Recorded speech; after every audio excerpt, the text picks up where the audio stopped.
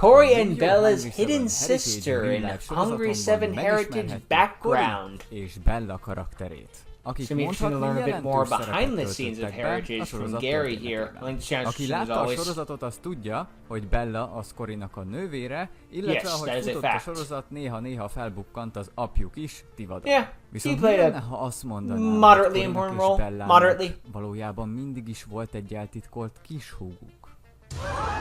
Plot twist! Valójában én az anyukájuknak a karakterét is kidolgoztam. Mitsuda, you should release a comic book to explain that right now. Heritage rajongók, figyelem, ez a videó nektek szól, vessük bele magunkat mélyebben. I'm down for Gary doing more of these sort of videos, just give out a little more behind the scenes stuff of Heritage. Drámai fordulatok történtek a Heritage főszálának hátterében.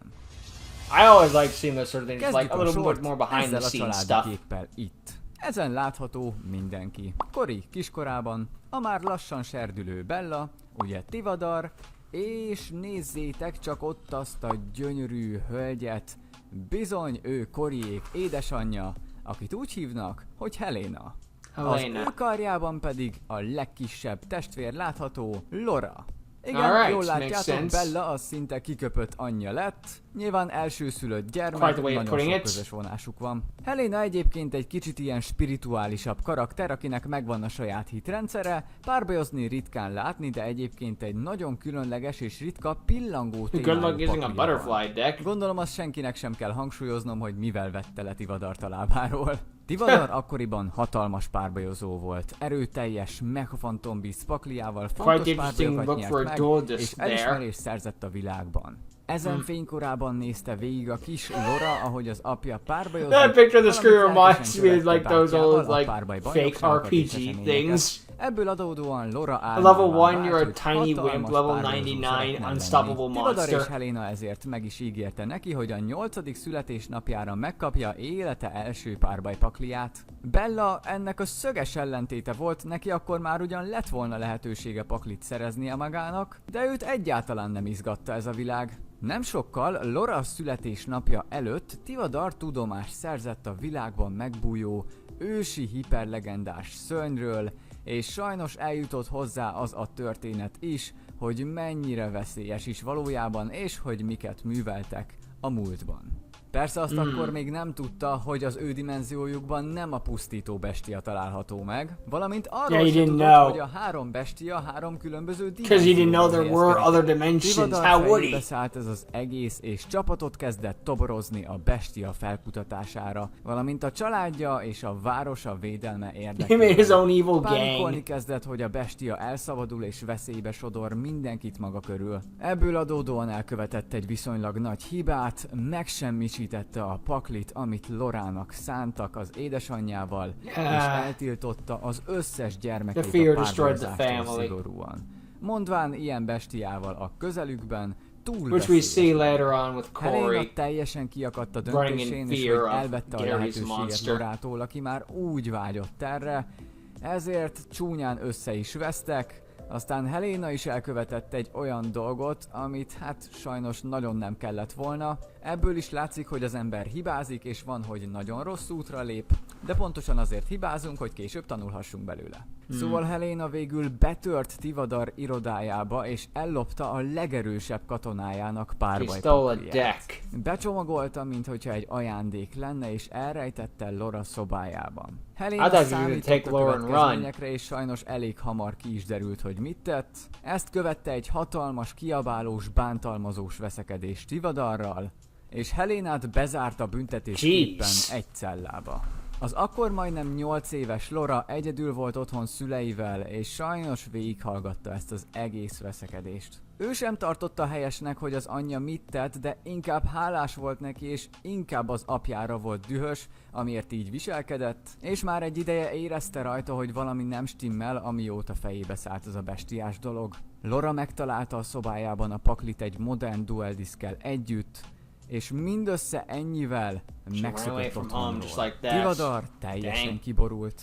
Eközben Korit is elvesztette, mert már ő is inkább lelépett otthonról a történtek után. Tivadar a csapatát a bestiák helyett Lorára irányította, aki a hónapok alatt egyre komolyabb és elitebb párbaj szövetségekbe került. Ugye a nagy erejű gimmick puppet pakli volt nála, ami kegyetlen erősnek számított, és szépen lassan egyre jobban meg is tanulta azt használni. Egymás után sorra győzte le az utána küldött párbajozókat, és csak egyetlen cél vezérelte, hogy bosszút állhasson az apján, és kiszabadíthassa Helénát. Tivadar összes párbajozóján átverekedte magát, majd eljutott végül hozzá és Bellához. Ekkor már Bella is párbajozó lett, akit Tivadar kezdett el kiképezni, tény még nem volt a legmagasabb szinten, ezért Bellát könnyűszerrel le is győzte, aztán kezdetét vette a mindent eldöntő csata Tivadar és Lora között. Amit tettél, az elfogadhatatlan. Számomra te többé nem vagy az apám. Amint megnyertem ezt a párbajt, át fogod adni anyacellájának a kulcsát, és utána törődj bele, hogy a hülyeséged miatt elvesztettél 2 családtagot egyszerre. Sosem fogok neked megbocsájtani.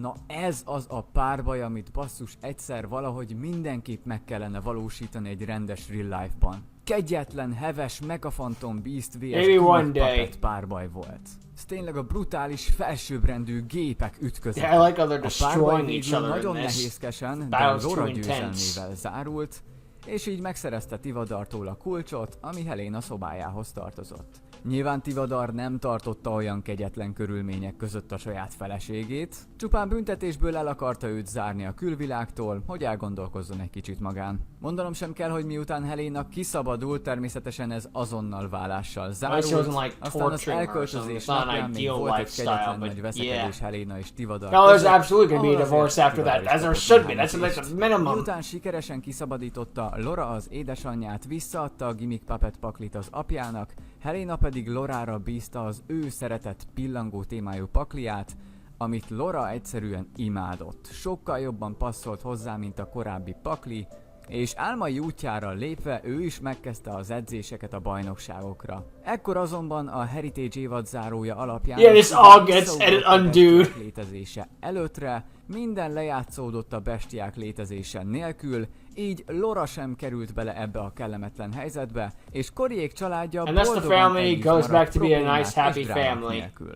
Csupán annyi változás történt, hogy az újraindult világban Bella sohasem vált párbajozóvá, Kori viszont nagyon gyakran edzett szeretett kishúgával együtt, és lelkesen óvta és védelmezte őt. Szóval igen, ez lett volna Lora és Helena története, nyilván akkor volt igazán dacos, amikor még a Heritage-nek az eredeti bestiás szála futott. De végül hál' Istennek ennek is happy end lett a vége, mert ahogy elindult ugye már a helyes, megjavított idősík, úgy ugye Koriék családjában is szépen rendeződött minden. Remélem, hogy ti is izgalmasnak találtátok ezt a kis történetet, és remélem, hogy nem zavart titeket nagyon, hogy AI-jal valósítottam meg ezeket az illusztrációkat. Én amondó vagyok egyébként, hogy az AI-t nem bűn a kreativitásod kiegészítéseként használni. Látjátok, szinte tökéletesen tudta vizualizálni az elképzeléseimet. True, Szóval I mean, he was using it to benefit the story, not just to make some slop. Akkor, amikor ugye a Heritage szerkesztésekor rendes virtuális grafikusokat béreltem fel.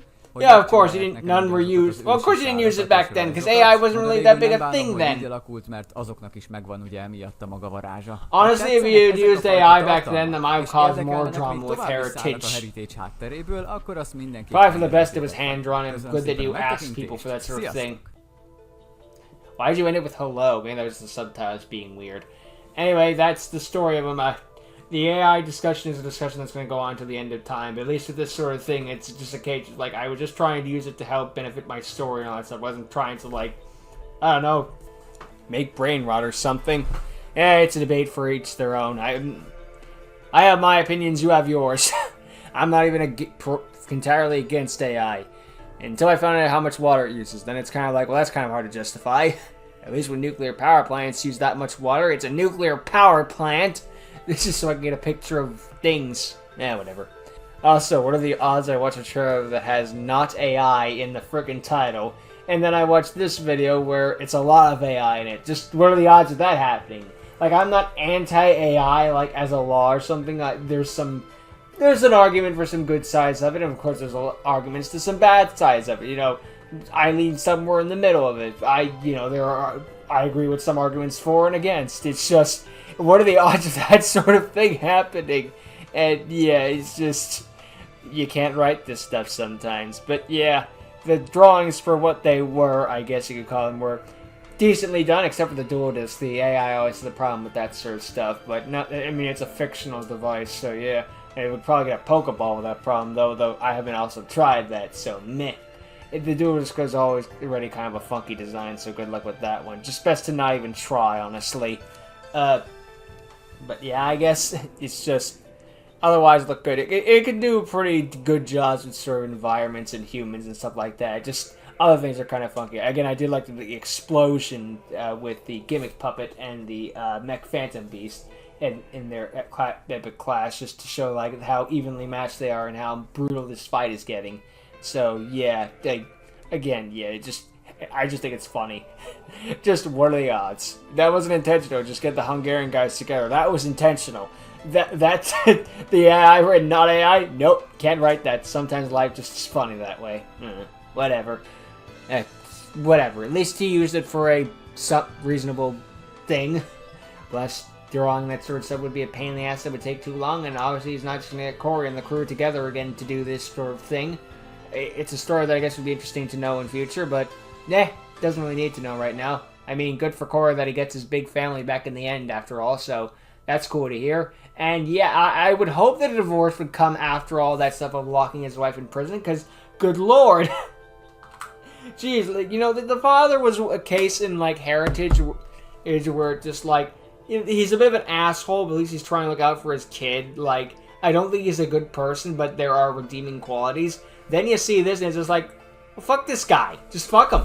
Like, yeah, he didn't, like, okay, he was manhandled his wife in a situation of extreme rage, which he clearly regrets if he's willing to give her so much, well, sympathy. But he still locked her up in the end, and then kept her locked up. It's one thing, it's just been like, honey, I'm sorry, I was in a fit of rage, I did something stupid.